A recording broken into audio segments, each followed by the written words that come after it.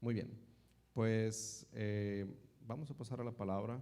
El pastor no está, entonces me pidió que compartiera la palabra con ustedes hoy. No sé qué habrán hecho entre semana, pero el Señor, no creo que sea un castigo, pero sí le digo que si yo estoy aquí, yo he tomado una decisión de fe, como le digo siempre, de que el Señor quiere, porque yo sé que puede, pero quiere compartir su palabra, tiene un mensaje para usted y quiere hacerlo a través de mí. Esa es la decisión de fe que yo tomo. Si no, yo no me atrevería a estar aquí al frente porque yo no tengo nada que decirle que pueda cambiar su vida, ¿sí? Solamente el Señor puede hacer eso. Entonces la decisión que usted tiene que tomar es parecida. Usted tiene que creer que el Señor le trajo aquí porque tiene una palabra para usted exclusivamente. Así como ahí tiene una palabra que la persona que está a su lado necesita, Él tiene una palabra para usted, un mensaje para usted. Y tenemos que tomar esa decisión para que el Señor nos hable realmente. Compartía con mi hijo hace unos días. Ahorita vamos a orar, pero quiero darle esta introducción. Compartía con mi hijo y le decía que si recordaba la historia de Samuel, cuando Samuel era un niño, él vivía en el templo y una noche se levantó porque escuchó que alguien le hablaba: Samuel, Samuel. Y fue corriendo a donde estaba Elí, que era el sacerdote que estaba a cargo de Samuel, a cargo de la crianza de Samuel, y le dijo: ¿me habló, Señor? Y le dijo: no, yo no te hablé, Samuel, vuélvete a dormir. Y esto se repite hasta que pasa varias veces, hasta que Elí entiende, el sacerdote entiende que es Dios el que le estaba hablando a Samuel. Y le dice: vuélvete a acostar, pero si vuelves a oír la voz, te vas a levantar y vas a decir: habla, Señor, que tu siervo escucha. ¿Recuerdas esa historia? Entonces Samuel hace eso. Y cuando vuelve a escuchar Samuel, se para Samuel y dice: Señor, habla, Señor, que tu siervo escucha. Y Dios le da una palabra a Samuel. Ahora, este es el principio. Dios quería hablar con Samuel, ¿de acuerdo? Dios tenía un mensaje para Samuel. Dios tenía algo que comunicarle a Samuel. Y número dos, Dios no podía y no iba a darle ese mensaje a Samuel que quería darle si Samuel no le decía: háblame, que tu siervo escucha. ¿Okay? Entonces Dios tiene un mensaje para usted hoy. Dios tiene algo que comunicarle y lo va a hacer si usted le dice: háblame, Señor, que tu siervo escucha. Amén. Vamos a orar así. Padre, te damos gracias por tu palabra. Gracias, Señor, que tú nos has traído aquí con un propósito a cada uno en lo individual, un propósito específico, porque tú eres ese Dios tan grande que nos amas a cada uno de manera individual, así como de manera única nos creaste. Te pedimos que nos hables hoy. Te decimos, Señor, de nuestra voz: háblame, Señor, que tu siervo escucha. Queremos conocer tus secretos, queremos recibir tu dirección, queremos recibir el alimento espiritual que viene a través de tu palabra, porque queremos que se cumpla tu voluntad en nosotros. Queremos crecer en fe, queremos querer y poder hacer tu voluntad. Y es por tu palabra, Señor, que viene el querer y el hacer. Te adoramos en el nombre de Jesús. Amén. Muy bien. Pues vamos a comenzar con la palabra. Screensaver. Muy bien. Ahora vamos a ver si esto coopera. Muy bien. Y oramos, vamos a comenzar. Muy bien, de lo que yo quiero hablarle hoy, el tema es de generación en generación. Dice la palabra de Dios en Lucas 1:50, hablando del Señor: su misericordia es de generación en generación a los que le temen. ¿Sí? El Señor trabaja de generación en generación. ¿Por qué es necesario que trabaje así? Pues porque Él es eterno y nosotros no somos eternos. ¿Sí? Nosotros tenemos el gran problema de que todo lo vemos con un principio y un fin, porque así es la cosa aquí en la tierra. Todo tiene un plazo, todo tiene fecha de vencimiento, todo empieza un día y se acaba otro día. Y no entendemos la eternidad, no entendemos lo infinito, no entendemos que Dios se está moviendo a través no nada más de mi vida, sino a través de mis generaciones. Pero Dios quiere que vayamos entendiéndolo. Dios quiere que podamos ver cómo Él está obrando, para que entendamos que lo que el Señor está haciendo en nuestras vidas no se va a acabar el día que nos llame a su presencia, va a continuar. Lo vemos en la vida de los héroes de la fe, de los personajes de la Biblia, cómo Dios no terminó la obra de rescatar al pueblo de Israel de Egipto cuando murió Moisés. Continuó. No terminó el reinado de la linaje de David cuando murió David. Continuó. ¿Sí? No terminó la obra de redención y de crear una iglesia para que fuera pura, santa y sin arruga cuando vuelva el Señor. Esa obra no terminó cuando el Señor Jesús murió y ascendió, resucitó y ascendió al cielo. Continuó. ¿Y cómo va a continuar Dios obrando si nosotros somos finitos? ¿Cómo va a continuar Dios obrando si yo voy a morir un día? Pues a través de las generaciones, de generación en generación. Y así es su misericordia a los que le temen. Necesitamos entenderlo así, necesitamos tener esa visión. Quiero compartirle algunos versículos para que usted pueda ver cómo Dios verdaderamente trabaja de generación en generación desde el principio. Por ejemplo, vemos en Génesis 26, 24, desde el principio, y dice: y se le apareció Jehová aquella noche y le dijo: yo soy el Dios de Abraham tu padre. Trivia bíblico, ¿con quién está hablando? Si le dice: yo soy el Dios de tu papá, que se llama Abraham. De Isaac, le está hablando a Isaac. Yo soy el Dios de Abraham tu padre, no temas porque estoy contigo y te bendeciré y multiplicaré tu descendencia por amor de Abraham mi siervo. ¿Sí? Entonces Dios le está diciendo a Isaac: yo tengo un plan y un propósito que empecé en tu familia, en la vida de tu padre, y voy a continuarlo en tu vida. ¿Ok? Siguiente versículo, Génesis 28, 13. Esta es la nueva versión internacional. Todos los demás son en la Reina Valera. Dice: en el sueño el Señor estaba de pie junto a él y le decía: yo soy el Señor, el Dios de tu abuelo Abraham y de tu padre Isaac. ¿Con quién está hablando? Con Jacob.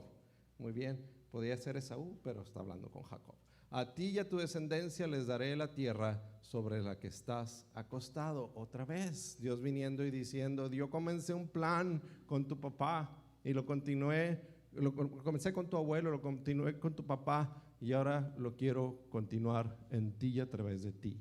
Dios es un Dios generacional. Josué 1:5: nadie te podrá hacer frente en todos los días de tu vida. Como estuve con Moisés, estaré contigo, no te dejaré ni te desampararé. Ahora, generacional no quiere decir nada más de padre a hijo. También los líderes, los maestros, los pastores, cualquier rol que nosotros desempeñamos en que estamos guiando, enseñando, siendo ejemplo para otros, estamos transmitiendo, estamos continuando, permitiendo que se continúe, o deteniendo, permitiendo que se detenga el plan que Dios tiene de generación en generación. Aquí vemos el Señor hablando con Josué. Moisés había dejado a Josué a cargo, y Dios viene con Josué a decirle: yo empecé algo con Moisés y lo voy a continuar contigo. Así como estuve con Moisés, voy a estar contigo. No te voy a dejar, no te voy a desamparar.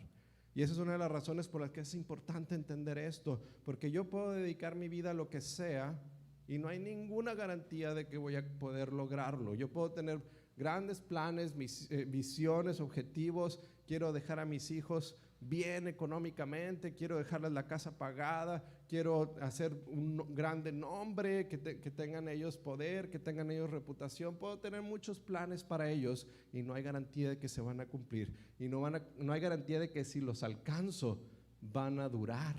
¿Sí? ¿Cuánta gente llega a prominencia solo para que la siguiente generación destruya todo? Pero donde sí hay garantías en cumplir el plan de Dios.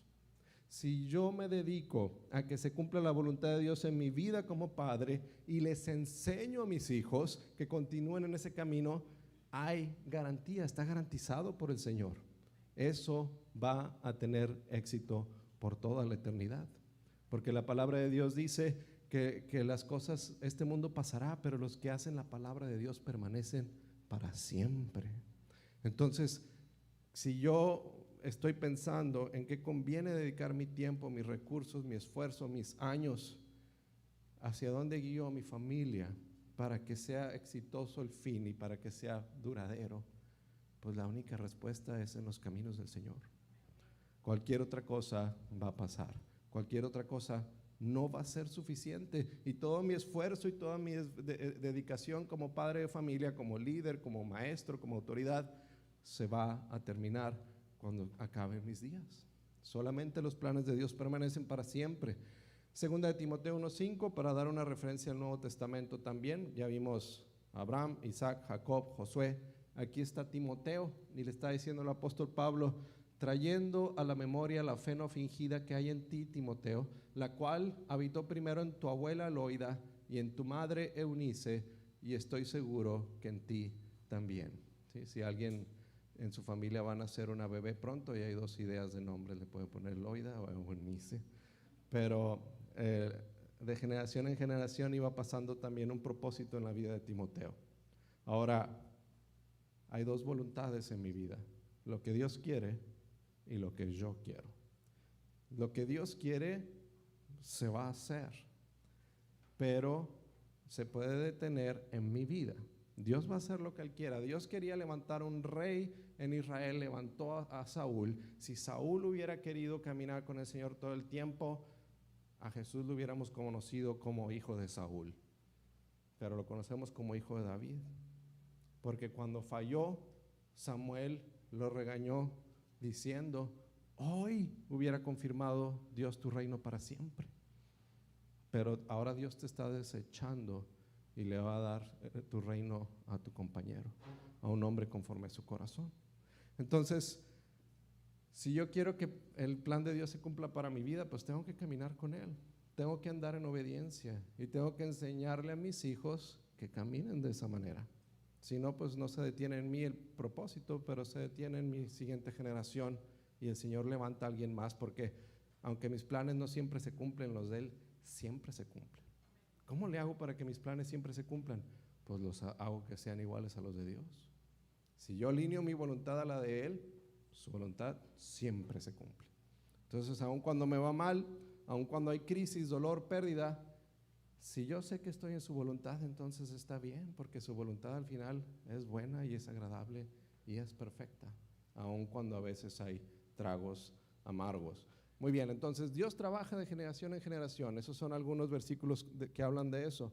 Ahora quiero hablarle de que así como Dios trabaja de generación en generación, Dios quiere para ti que tus hijos aprendan de ti quién es Él. ¿Okay? Ahorita le voy a hablar más de eso, pero dice la Biblia en Deuteronomio 4:9: por tanto, guárdate, cuídate, ten cuidado. Es algo deliberado, no es algo que se da solito. Tú tienes que hacer esto, guárdate, yo tengo que hacer esto. Guarda tu alma con diligencia, para que no te olvides de las cosas que tus ojos han visto, ni se aparten de tu corazón todos los días de tu vida. Antes bien, las enseñarás a tus hijos y a los hijos de tus hijos. ¿Sí? Por eso es importante anotar. Digo, hay personas que tienen muy buena memoria, no se les olvida nada, pero la gran mayoría de nosotros tenemos que tomar nota. ¿Sí? Tenemos que tomar nota, porque luego vienen problemas, años difíciles, crisis, pérdida, y se nos olvida lo que Dios ya ha hecho. ¿Sí? Y viene la duda y viene el cuestionamiento. Y cuando podemos recordar lo que Dios ha hecho y cómo Dios ya nos ha estado con nosotros a través de situaciones difíciles, y cómo Dios siempre tiene un propósito, y cómo todas las cosas obran para bien de los que aman a Dios, podemos ser fortalecidos a través de ese tiempo de prueba. Pero tenemos que recordar. Aquí está diciéndole Dios al pueblo de Israel a través de Moisés, que no se olviden de las cosas que han visto con sus ojos. Ahora le está diciendo al pueblo de Dios que vio grandes señales y prodigios. Vieron las plagas, y vieron el ángel de la muerte venir sobre los primogénitos de los egipcios, y vieron el mar abrirse en dos, y vieron la columna de fuego de noche y la columna de nube, y vieron al Señor sepultar a todos sus enemigos en el mar. Y Dios les está diciendo, a pesar de que eran cosas increíbles, usted y yo pensaríamos, pues ¿cómo se te va a olvidar eso? Dios les está diciendo que no se te olviden las cosas que tus ojos han visto, ni se aparten de tu corazón todos los días de tu vida. Y además, para que no se acabe contigo la obra que comencé, las enseñarás a tus hijos y a los hijos de tus hijos. Mire, le voy a decir por qué ¿Qué carga hay en mi corazón que el Señor ha puesto en mi corazón que hace que, es que no quiero decir que es iniciativa mía. Lo que el Señor quiere hablar y que ha puesto primero esa carga en mí, yo pienso que la quiere poner en usted, es que históricamente desde tiempos de la Biblia se pierde, se va perdiendo lo que Dios hace. ¿Sí? Usted ve como nada más hablando de Israel, Dios levanta a Moisés, lo saca de Egipto con mano poderosa, levanta a Josué y de ahí, de Josué para abajo, se va diluyendo lo que Dios hizo y se va olvidando lo que Dios hizo hasta que el pueblo de Israel está tan mal o peor que las otras naciones que no conocían a Dios y caen en esclavitud y caen en pecado y viene juicio contra ellos y otra vez están en esclavitud como estaban en Egipto y otra vez Dios levanta a un caudillo y levanta un juez y levanta un rey, levanta un profeta y los trae y hay un avivamiento y vuelven a decir, Señor, queremos servirte a ti, perdónanos. Y esa generación otra vez están con el Señor, la siguiente menos y la tercera menos y la siguiente menos y otra vez están en esclavitud.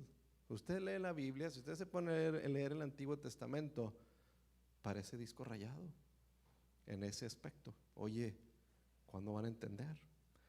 Pero es fácil hablar de ellos, pero luego vemos el Nuevo Testamento y vemos cómo la generación que el Señor Jesús levantó, pues están llenos del Espíritu Santo y están levantando iglesias, están haciendo señales, milagros y prodigios. Y luego la Biblia se acaba y no sabemos en cuanto a la Biblia qué sucedió, pero sabemos históricamente qué sucedió. Sabemos cómo la iglesia llegó a un punto alto, a un clímax, cuando el emperador romano Constantino se convierte y luego ahí empieza a bajar y a bajar, a bajar hasta que hubo tiempos que hasta históricamente se los conocen como oscurantismo, donde no había quien hablara de Dios. Y en el siglo XX, en el siglo XXI, en la historia moderna, hay avivamientos poderosos que generan denominaciones, ¿sí? El movimiento, la iglesia metodista empezó con un avivamiento en Inglaterra, el movimiento pentecostal y el Castillo del Rey, con un avivamiento en 1970 que llevó un misionero a México a comenzar una obra. ¿Por qué? Porque otra vez la gente toma en serio la palabra, otra vez la gente empieza a buscar al Señor. Al leer la palabra, esa gente dice, Señor, tú tienes otro estándar para nosotros del que estamos viviendo como hijos tuyos, ven y hazlo hoy. Y lo buscan y el Señor responde y otra vez de generación en generación empieza a diluirse. Entonces usted y yo tenemos que ser una generación diferente. Usted y yo que amamos al Señor y queremos servirle, tenemos que no nada más preocuparnos por nosotros, que la cosa esté bien mientras yo viva, como dijo Ezequías, ya si el Señor se lleva esclavos a mis hijos, pues ya es bronca de ellos. No así, sino que permanezca de gloria en gloria y de poder en poder por amor al Señor. Obviamente también porque quiero que le vaya bien a mis hijos, pero si el Señor hizo todo eso por levantarme a mí, ¿cómo voy a dejar que se pierda en la siguiente generación? De generación en generación su misericordia es para siempre a los que le temen. Amén. Entonces tenemos que permanecer ahí. Ya se me durmió la laptop otra vez, permítame.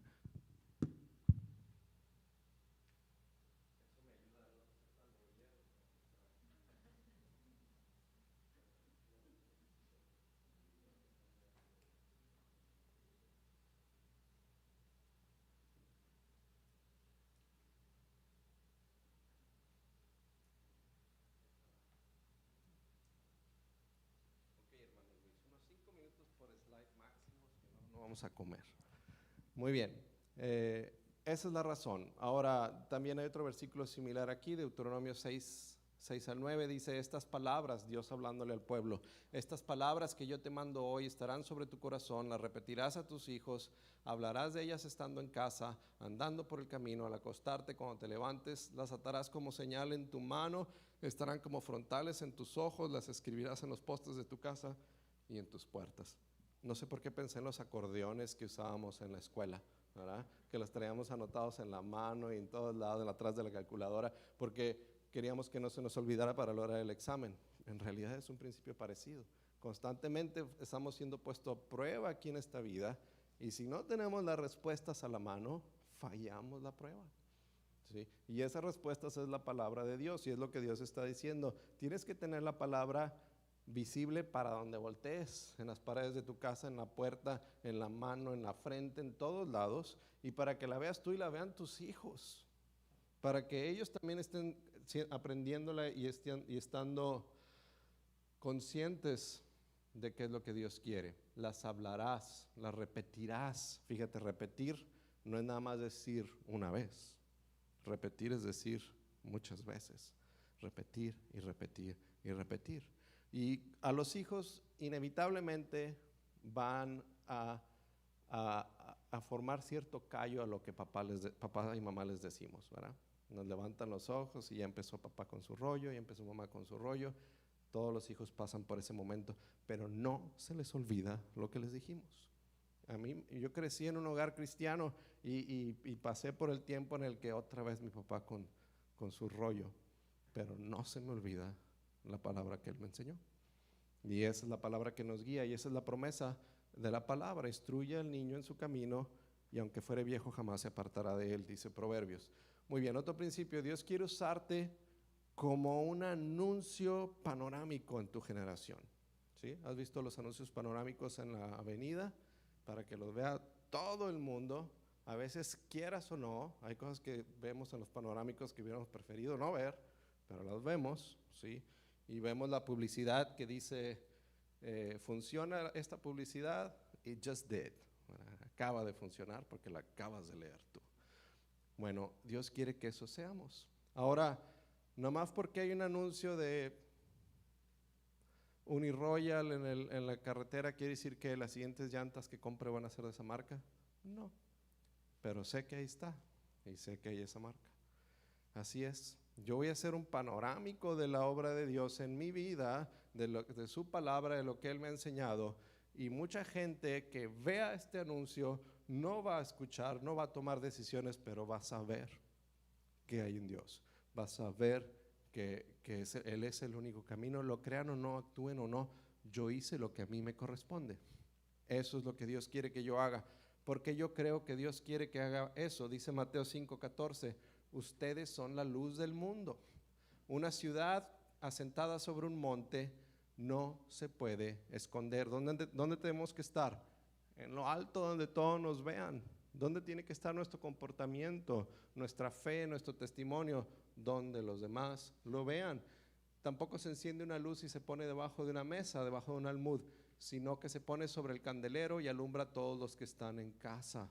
Así alumbre nuestra luz delante de los hombres, para que vean nuestras buenas obras y glorifiquen a nuestro Padre que está en los cielos. ¿Sí? Hay gente que como quiera no cree.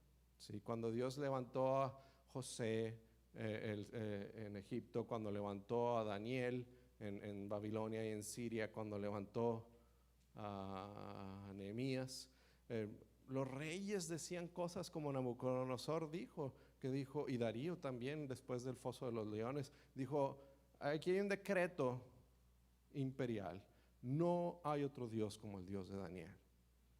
Pero no quiere decir que él entregó su vida y vivió para él, pero se cumplió lo que dice aquí: glorificaron a nuestro Padre que está en los cielos. Tenemos que hacer un anuncio panorámico. También Filipenses 2:15 dice, para que seamos irreprensibles y sencillos, hijos de Dios sin mancha, en medio de una generación maligna y perversa, en medio de la cual resplandecemos como luminares en el mundo. Entonces, dos propósitos de los que estamos hablando a través de toda esta predicación. Una es que lo que Dios ha pagado con la sangre de su Hijo para mí no se pierda, no se acabe después de mí, que continúe con mis hijos. Ese es un propósito, que mis hijos continúen en la bendición, es más, que vayan creciendo.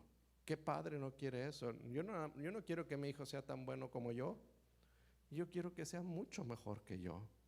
Yo no quiero que mi hijo cometa solamente los errores que yo he cometido y ninguno más. Yo quisiera que no cometiera ninguno de mis errores, que sea mejor. Ese es un propósito, ir pasando de generación en generación lo que Dios está haciendo hoy, para que Dios siga usándome a mí y a mi familia, porque no se trata nada más de mí.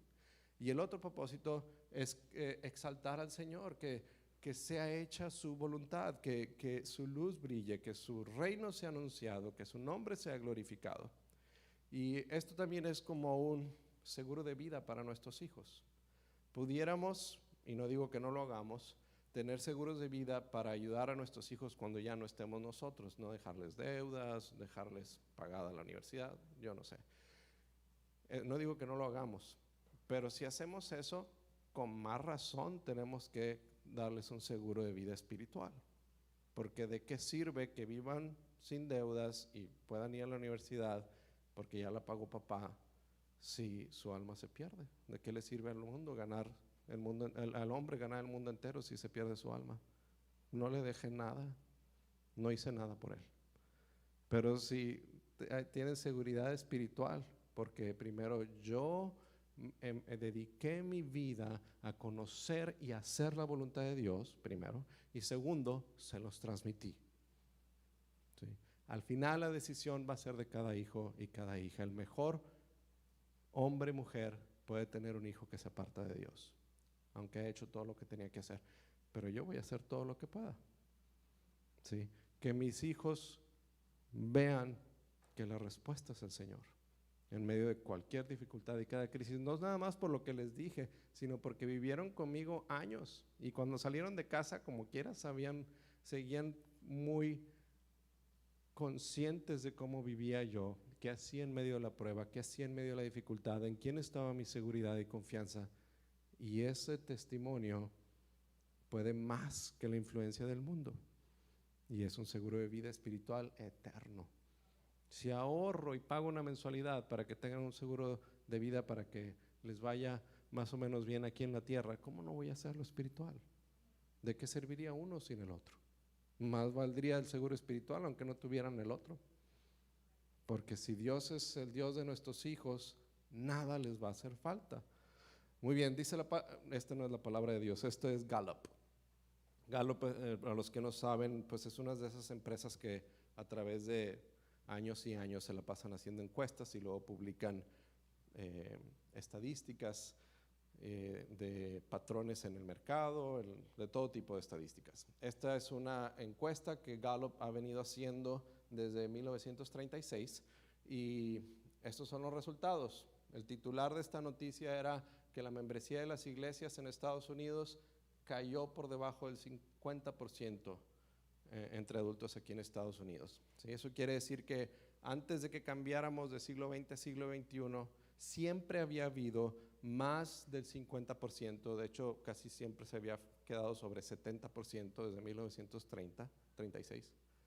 Y a medida que se fue acercando el año 2000, se fue bajando y después del año 2000 a la fecha, menos de la mitad de los adultos responden a esta pregunta que sí. Y la pregunta era, ¿es usted miembro de alguna iglesia, de alguna, pues ahí dice, sinagoga o mezquita?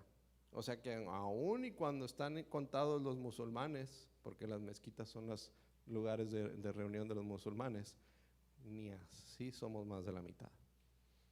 Entonces, el patrón que vemos en la Biblia, lo vemos en el mundo actual. Pero dices, oye, esta es una estadística de Estados Unidos. Oye, pero Estados Unidos empezó como una nación cristiana. Tú lees la Constitución, hay principios bíblicos ahí. Tú lees los discursos de los Founding Fathers, de los primeros presidentes, increíbles. Busquen ustedes frases célebres de los primeros 5 presidentes, es más, de los primeros 18 presidentes, porque Lincoln también tiene frases así relacionadas con la Biblia. Y tiene usted a John Adams y a Washington y a Lincoln diciendo que yo tengo la decisión de leer la Biblia completa, de pasta a pasta, al menos una vez al año, dijo un presidente. Otro presidente dijo, es imposible gobernar ninguna familia, ninguna nación sin la Biblia. Y dices, oye, es una nación cristiana, empezó como una nación con principios cristianos. ¿Y dónde estamos ahora? Menos del 50% de la gente va a la iglesia. Ahora pudiéramos decir, bueno, pues ese no necesariamente es un problema mío, ¿sí? Pero tenemos que pensar con cuidado, porque si aún los héroes de la fe tenían esos problemas en tiempos de la Biblia, ¿qué nos va a hacer diferentes a nosotros? ¿Qué tengo que hacer yo para que a mis hijos no les pase eso? ¿Qué tengo que hacer yo para yo ser luz hoy, primero, para tener esa unción y ese favor de Dios para heredar a mis hijos? Muy bien. Entonces, quiero pasar el tiempo que nos queda hablándole de algunos principios para ayudarnos en eso. ¿Cómo le hacemos? ¿Cómo le hacemos para que podamos testificar a las siguientes generaciones, primeramente nuestros hijos, primeramente en casa, pero a la siguiente generación en general, cómo les transmitimos quién es Dios? De manera que estén tan inspirados que quieran buscarlo, ¿sí? Esto es lo que hacía el Señor Jesús. Si usted se fija, el Señor Jesús sabía que tenía 3 años. Los discípulos no sabían, ellos creían que lo tenían para siempre. Pero Él sabía que tenía 3 años, ¿sí? Y Él sabía que se iba a ir, ¿sí? Les iba a enviar el Espíritu Santo, les envió el Espíritu Santo y les dejó la promesa de estar con ellos todos los días hasta el fin del mundo. Y la ha cumplido. Pero ahí en persona, visiblemente, esos eran los 3 años que tenía. Y el Señor Jesús lo hizo bien, porque aquí estamos. Es más, vemos evidencia desde antes de que Él se fuera. Desde antes de que Él se fuera, mientras aún caminaba con los discípulos, vemos a los discípulos decirle cosas como: Señor, ¿por qué cuando nosotros oramos no quiso salir ese demonio? O vemos a los discípulos decir cosas como: Señor, enséñanos a orar. Señor, ¿a quién iremos? Solo tú tienes palabras de vida eterna. Ese tipo de declaraciones hablan que ellos veían y oían y entendían que Él era el Hijo de Dios y que no había otro lugar. Él tenía las respuestas, Él sabe cómo orar, Él sabe cómo sanar, Él sabe cómo interceder, Él tiene palabras de vida eterna. Voy a estar conectado a Él, me conviene, es deseable, es lo mejor que puedo tener en mi vida, es la presencia de mi maestro y su dirección. Ellos lo atesoraban.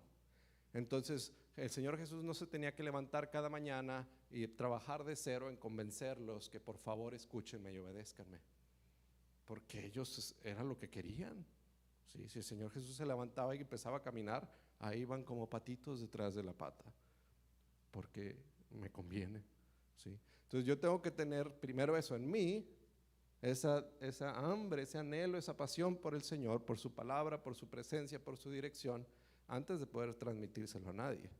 Si eso no es mi vida, pues qué esperanza los que me observan, los que vienen detrás de mí.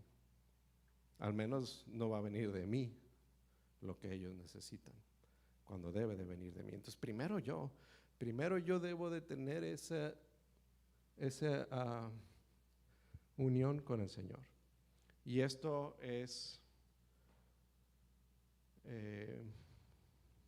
para que podamos autoevaluarnos. Esto es para hacernos un autodiagnóstico. Señor, hay esa pasión en mí. Señor, yo vivo lo que yo mismo veo en mi vida, mi comportamiento diario, mis prioridades reflejan que yo sé que lo único que necesito y lo que más necesito es tu presencia en mí, porque eso es lo primero. Si yo no tengo eso, no hay esperanza en nada más. Solamente en ninguno otro hay salvación, sino en Cristo Jesús. Yo tengo esa relación con Él y la empiezo a vivir. Es mucho más fácil enseñar a otros. Los otros van a venir y van a decir: oye, ¿tú cómo le haces? ¿Cómo aguantas a tu marido? ¿Cómo crías a tus hijos? ¿Cómo los inspiras? ¿Cómo les enseñas? Es que yo quiero escuchar tu consejo porque obviamente tú sabes algo que yo no sé. Y quieren buscar al Señor y el Señor nos los pone de pechito y le decimos: no, amigo, no soy yo.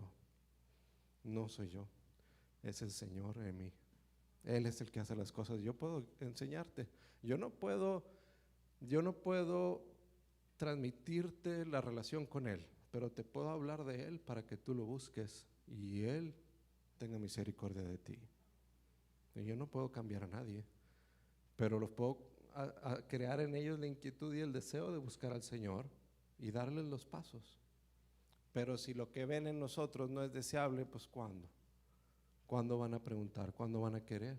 ¿Cuándo les va a interesar? Pues pues era muy bonito y muy buenos principios, sí, muy correcto, sí. Pero pues no necesariamente lo que yo quiera, ¿verdad? Yo tengo mis propios principios, yo tengo mis propias soluciones. No es algo transformador y poderoso. Y eso es lo que tenemos que, es lo que tenemos que enseñarle a nuestros hijos para que ellos quieran lo mismo. Entonces, tenemos que ser verdaderamente libres, es lo que le estoy diciendo con eso. La Biblia dice en Juan 8:36, así que si el Hijo te liberta, nos liberta, entonces seremos verdaderamente libres. Y además de ser libres, ya conocimos al Señor, ya venimos, le entregamos nuestra vida y hemos empezado a caminar en dirección correcta, tenemos que permanecer libres, ¿sí? Dice Gálatas 5:1, estén pues firmes en la libertad con que Cristo ya les hizo libres, no estén otra vez sujetos al yugo de esclavitud. ¿Por qué habría esta advertencia en la Biblia si no hubiera el riesgo de perder esa libertad? ¿Sí? Entonces, yo puedo cada día tomar una decisión que contradice lo que le dije ese día al Señor. Yo vengo aquí al altar un día y le digo, Señor, ya no quiero más vivir así, yo no puedo hacer nada bien, mi vida está llena de errores, ya no quiero yo gobernar mi vida, sé tú mi Señor y Salvador, cámbiame, transfórmame, y empiezo a caminar con Él. Bueno, esa decisión la tengo que hacer cada día, porque si no, lentamente, muy sutil a veces, que no nos damos cuenta, estamos retrocediendo. Tenemos que ser libres verdaderamente y tenemos que permanecer en esa libertad. Ahora, quiero darle 4 pasajes bíblicos que sirven también como autodiagnóstico. ¿Okay? ¿Qué tan libres somos? ¿Qué tan libre soy yo, Luis? ¿He ido perdiendo libertad o sigo libre? ¿He ido perdiendo pasión y decisión o estoy fresco? Yo pienso que los discípulos tenían que preguntarse eso después de que Jesús ascendió, porque antes de que resucitara y ascendiera, pues ahí lo tenían, ¿sí? El Señor luego se daba cuenta si la estaban regando en algo y ahí mismo les decía, hombres de poca fe, ¿hasta cuándo voy a tener que soportarlos? Entonces eso como que ayuda, ¿verdad? Es como cuando estás en la secundaria, primaria, secundaria y prepa, pues ahí anda el maestro detrás de ti. No hiciste la tarea, mijito, ya ándale. Pero vas a la universidad y si no la haces es problema tuyo, ¿verdad? Entonces tenían que estar recordando. Los discípulos tenían, ¿qué es lo que el Señor haría en este caso? ¿Sí? Y tenían la promesa del Espíritu Santo del Señor Jesús que les dijo, yo les voy a enviar un consolador que les recuerde todas las cosas que yo les he enseñado, pero tenían que estar refrescando. Entonces, aquí hay 4 versículos que podemos nosotros usar para autoevaluarnos. Por ejemplo, Lucas 19, versículo 37 dice que cuando llegaban ya cerca de la bajada del Monte de los Olivos, esto es en la entrada triunfal a Jerusalén antes de que arresten y crucifiquen a Jesús, toda la multitud de los discípulos. ¿Quiénes? Los discípulos. Había mucha gente ahí, pero los discípulos son los que hacen esto. Gozándose, comenzó a alabar a Dios a grandes voces por todas las maravillas que habían visto, diciendo, bendito el Rey que viene en el nombre del Señor, paz en el cielo y gloria en las alturas. Entonces algunos de los fariseos de entre la multitud le dijeron a Jesús, Maestro, reprende a tus discípulos. Él le respondió, les digo que si estos callaran, las piedras clamarían. ¿Okay? Entonces en los discípulos de Jesús había una pasión, ¿sí? El Señor Jesús no les dijo que ya vamos a entrar a Jerusalén, entonces necesito que hagan ruido, que me echen las mejores porras porque queremos dar una buena impresión aquí. El Señor Jesús no dijo eso. La gente estaba convencida, la gente estaba conmovida de que el Señor Jesús estaba entrando a Jerusalén. Sus discípulos estaban proclamando su grandeza de su corazón. Entonces, ¿me emociono yo con la presencia del Señor en mi vida y la proclamo? Es una pregunta de diagnóstico. Hechos 4:20. Hechos 4:20 dice, porque no podemos dejar de decir lo que hemos visto y oído. Y el contexto es que ya murió Jesús y resucitó, y ahora los discípulos están compartiendo y las autoridades de su ciudad les ordenan que se callen. Y ellos contestan, juzguen ustedes si debemos obedecerlos a ustedes o a Dios, porque nosotros no podemos dejar de decir lo que hemos visto y oído. Entonces, si yo obedezco al Señor, camino con Él, Dios hace en mi vida cosas que no me puedo callar. Entonces también esto es de autodiagnóstico y a veces levanta un clamor de decir, Señor, haz algo nuevo en mí, haz cosas nuevas en mí, mientras yo busco tu presencia, mientras yo busco obedecerte, cámbiame, transfórmame, que sea visible para mí, visible para otros, para que yo no me pueda callar de lo que tú estás haciendo. Ahora a veces, la verdad, si somos sinceros, ya he hecho suficiente como para que tengamos que decir que hemos visto y que hemos oído. Otro versículo, 1 Corintios 9:16, dice la palabra de Dios, este es el apóstol Pablo: si les anuncio el evangelio, no tengo por qué gloriarme, no puedo presumir de eso, porque me es impuesta necesidad, y ay de mí si no anunciare el evangelio. Si el apóstol Pablo tenía tal pasión que, o sea, no era algo que él decidía cada mañana y luchaba con esa decisión. Él decía, ese es quien soy, eso es para lo que yo vivo, eso es lo que me es necesario hacer y eso hago. Entonces no es como que yo presuma, ¿no? Y aquí vengo yo a enseñarles la palabra. Dice Pablo, no puedo, me es impuesta necesidad. El Señor puso eso en mí y yo no lo voy a detener, no me voy a detener de hacer lo que el Señor quiere. Aquí en Filipenses 3:8 también está el apóstol Pablo diciéndolo de otra manera. Aquí dice, ciertamente aún estimo todas las cosas como pérdida por la excelencia del conocimiento de Cristo Jesús, mi Señor, por amor del cual lo he perdido todo y lo tengo por basura para ganar a Cristo. Ahora, Pablo era alguien que humanamente hablando tenía mucho que perder. Si no lo está diciendo alguien que pues al principio no tenía nada, entonces cuando dice perdí mucho, pues no tenías nada. No tenías nada, compadre. Pablo tenía mucho. Pablo tenía nombre. Pablo tenía estudios en un tiempo en el que era muy difícil tener estudios. Había sido educado a los pies de un gran maestro, de Gamaliel. Era fariseo de fariseos. Había estado en tal eminencia. Y dice, todo eso lo tengo por basura, comparado con, ante la excelencia del conocimiento de Cristo Jesús. Pero Pablo tenía que tener la excelencia del conocimiento de Cristo Jesús para poder declarar lo otro como basura. A veces no podemos dejar de perseguir nuestros anhelos y nuestros sueños humanos y terrenales, porque para nosotros eso es lo mejor. Pues es que lo mejor que tengo es trabajar y ganar más dinero, lo mejor que tengo es pagar la casa, lo mejor que tengo, porque eso es lo que le voy a dejar a mis hijos. ¿Cómo voy a dejar de pensar en que eso es lo mejor que tengo? Pues teniendo algo mejor.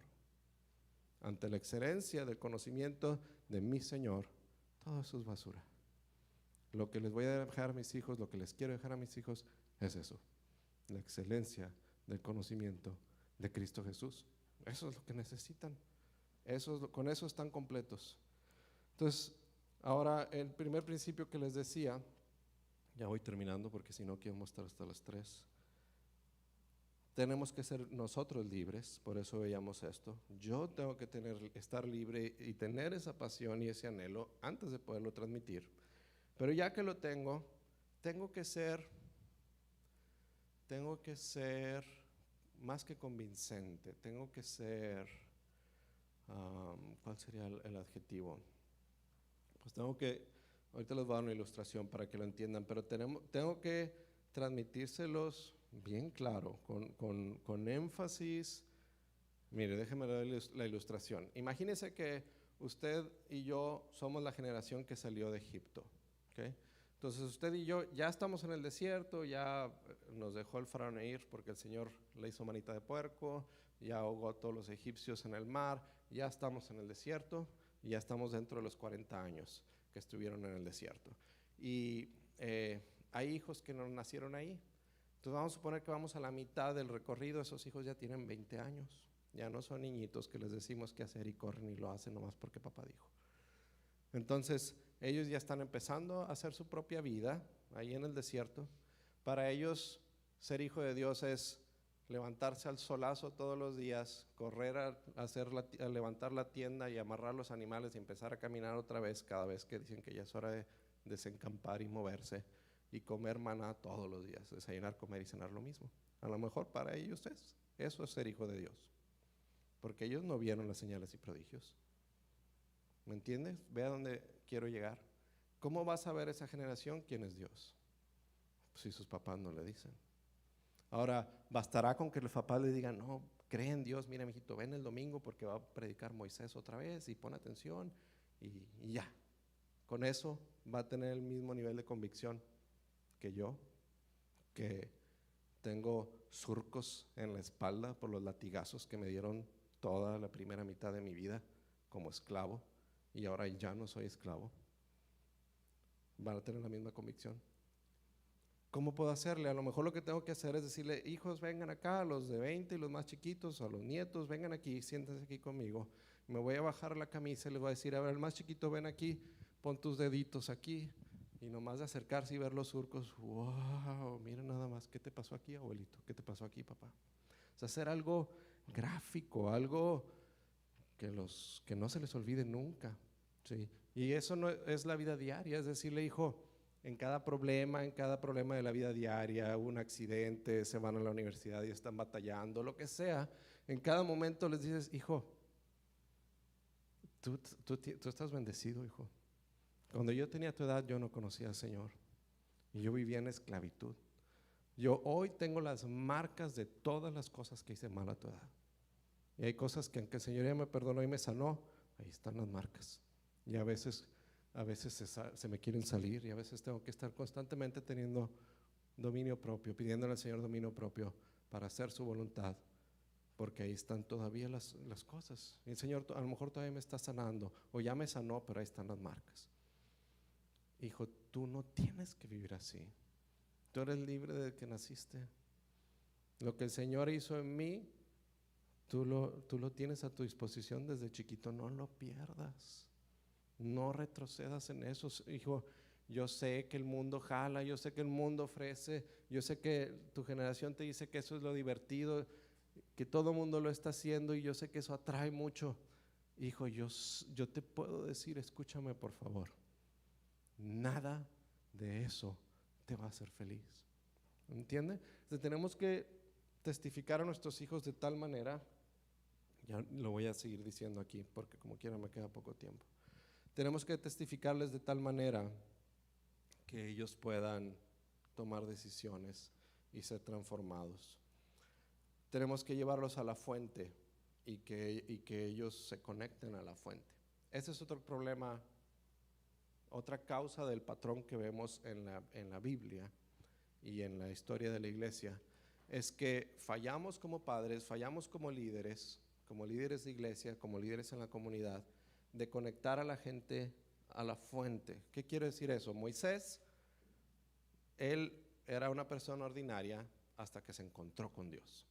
De repente un día, después de 40 años de estar cuidando borreguitos en el monte Sinaí, ve una zarza ardiendo, encuentra al Señor, el Señor le dice que tiene un plan, transforma a Moisés en otra persona y lo usa poderosamente los siguientes 40 años de su vida, los últimos 40 años de su vida. Ahora Moisés tiene que enseñarle eso al pueblo. ¿Qué va a hacer Moisés? Debe Moisés de decir, miren, no piensen, hagan todo lo que yo les diga nada más. Pues si actuamos así, no vamos a tener éxito. Si le decimos a nuestros hijos, mira hijo, nomás haz lo que yo digo porque yo te lo digo como yo te lo digo, no, nada más. Oh, qué padre sería que los papás tuviéramos ese superpoder, ¿no? Serían, nomás los domingos de la mañana serían más felices, ¿no? Pero no tenemos eso, ellos tienen que llegar a esa convicción.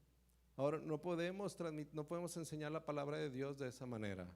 Háganlo porque la Biblia lo dice, háganlo porque su pastor lo dice, háganlo porque les conviene, háganlo por el amor de Dios y háganlo y no lo hacen. Tenemos que decir, bueno, porque yo lo hago, si es que lo hago. Si no lo hago, primero trabajo en eso, pero si ya lo hago, si tengo una impuesta necesidad de enseñar la palabra y un anhelo de conocerle más y de servirle, entonces digo, bueno, ¿por qué yo tengo eso? Tengo que saber por qué lo tengo para poder transmitirlo. Y cuando me pongo a pensar en eso, digo, es que yo no hice nada para tener eso. El Señor hizo una obra en mí. El Señor se presentó, vino a mí un día y me tocó. Entonces, esa es la respuesta. Tengo que ir con la siguiente generación, mis hijos en este caso, y decirles, está bien todo lo que has aprendido en la iglesia, está bien todo lo que has escuchado de mí, está bien mi ejemplo, pero no es suficiente. Necesitas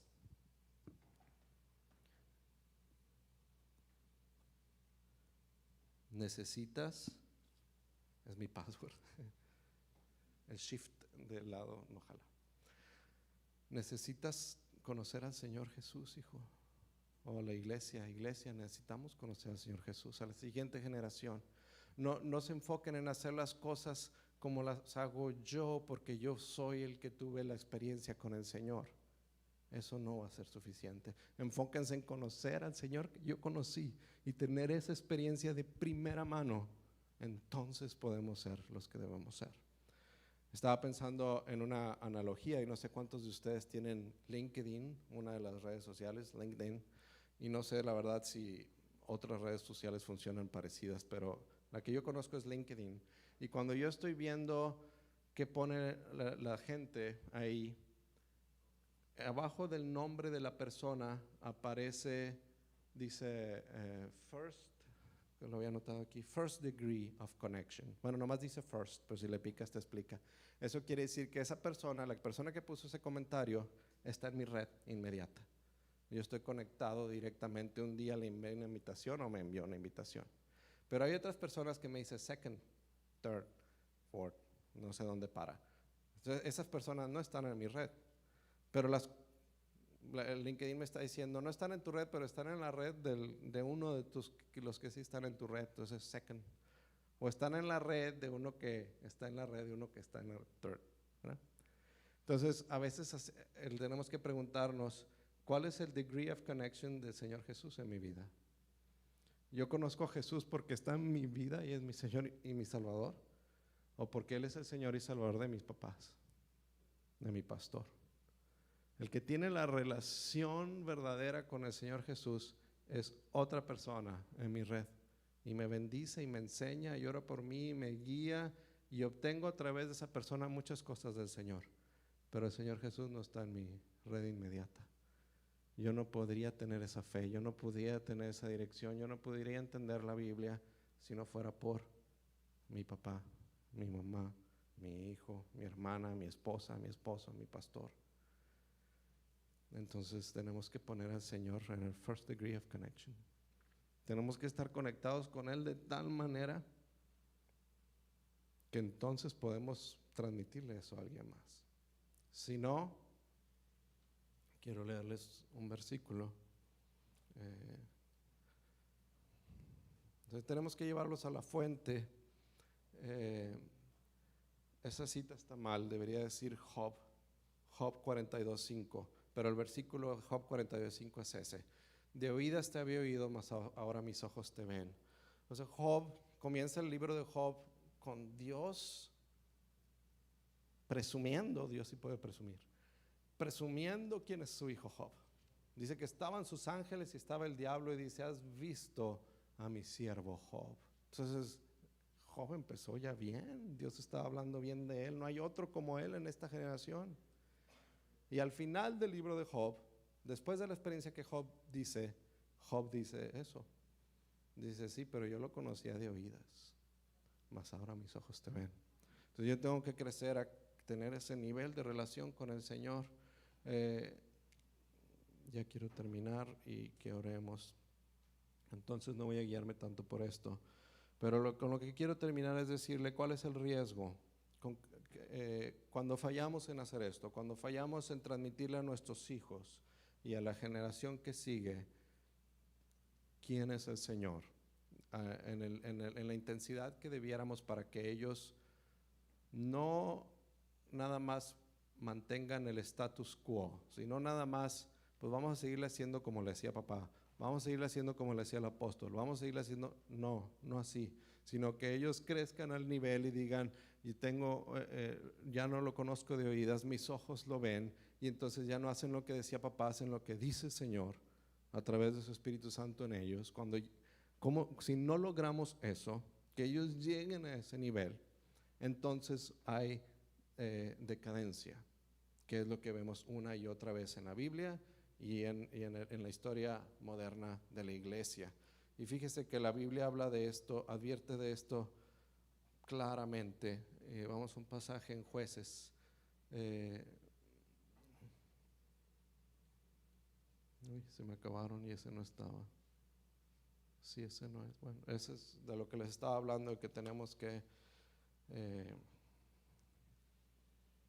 realmente testificar a nuestros hijos. Pero si trae su Biblia por ahí, si no, como quiera se lo voy a leer. Vamos a ir a Jueces capítulo 2 versículo 10. Josué, Jueces, Génesis, Éxodo, Levítico, Números, Deuteronomio, Josué, Jueces 2.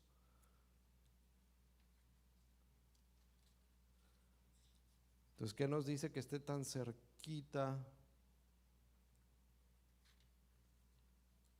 al principio de Jueces? Josué, pues que acaba de pasar la generación de Josué. Me estoy tardando en llegar. Josué, Jueces 2, 7.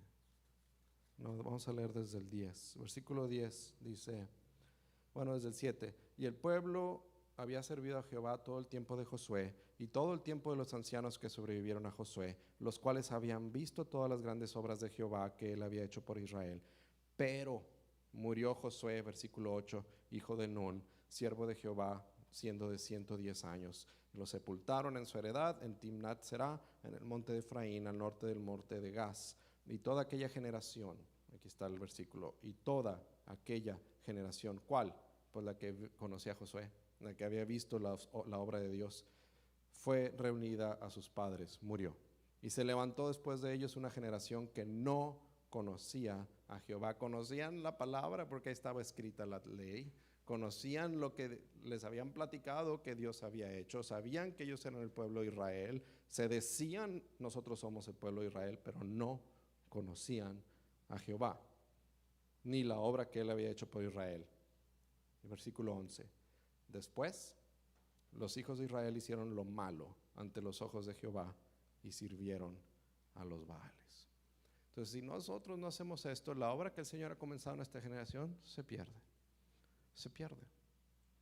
Eso prueba que lo único bueno que hay en mí, por lo cual mis hijos tienen bendición, es Dios. No es nada que yo haga, no hay nada especial en mí. Es la presencia del Señor en mi vida. Y si yo me voy y mis hijos no tienen la presencia de Dios en su vida, no les va a ir mal porque me perdieron a mí. Les va a ir mal porque perdieron la presencia de Dios. Muchas veces en el tiempo de los reyes, Dios trae juicio contra Israel y les dice a través del profeta, pero no lo voy a hacer en el tiempo de David, pero no lo voy a hacer en el tiempo de Ezequías, pero no lo voy a hacer por amor a ellos, no lo voy a hacer en su tiempo, porque ellos sí me sirven. Pero la siguiente generación, si no me sirven, si no me conocen, ahí va a venir el juicio. Entonces realmente debemos de tomar esto no como una palabra de regaño, sino como una palabra de amor del Señor. Él le ama a usted tanto como ama a sus hijos. Él me ama a mí como ama a mis hijos. Él quiere bendecirme a mí y quiere bendecir a mis hijos y a mis nietos y a mis generaciones, y quiere que la obra de amor y de misericordia y gracia que comenzó en nosotros continúe de generación en generación para siempre. Amén. Entonces vamos a levantarnos, vamos a terminar con una oración, que siento que me extendí mucho. Y vamos a pedirle al Señor que lo que Él nos ha hablado hoy produzca fruto. ¿Sí? Vamos a decirle al Señor, Señor, es tu palabra y estamos de acuerdo con ella. Queremos hacer tu voluntad. Estamos convencidos que hacer tu voluntad es lo mejor que podemos hacer. Es lo que queremos, es lo que nos conviene. Y queremos eso para nosotros y queremos eso para nuestros hijos y los hijos de nuestros hijos y nuestras generaciones. Ayúdanos hoy. Ayúdame a mí como papá, ayúdame a mí como mamá, ayúdame como líder para hacer las cosas correctas y que tu obra que has comenzado continúe. ¿Queremos así? Vamos a orar. Padre, te damos gracias por tu palabra. Gracias, Señor, por el amor con el que nos has amado. Es amor incondicional como no conocemos nada parecido. No había nada que yo tuviera que tú necesitaras, Señor. No había nada que yo haya hecho ni pueda llegar a ser que me hiciera merecedor de lo que tú has hecho por mí. Me has amado con amor incondicional. Me has dado un nuevo nombre. Me has dado oportunidades que yo no podía conseguir. Me has hecho tu hijo. Me has dado una eternidad contigo, Señor.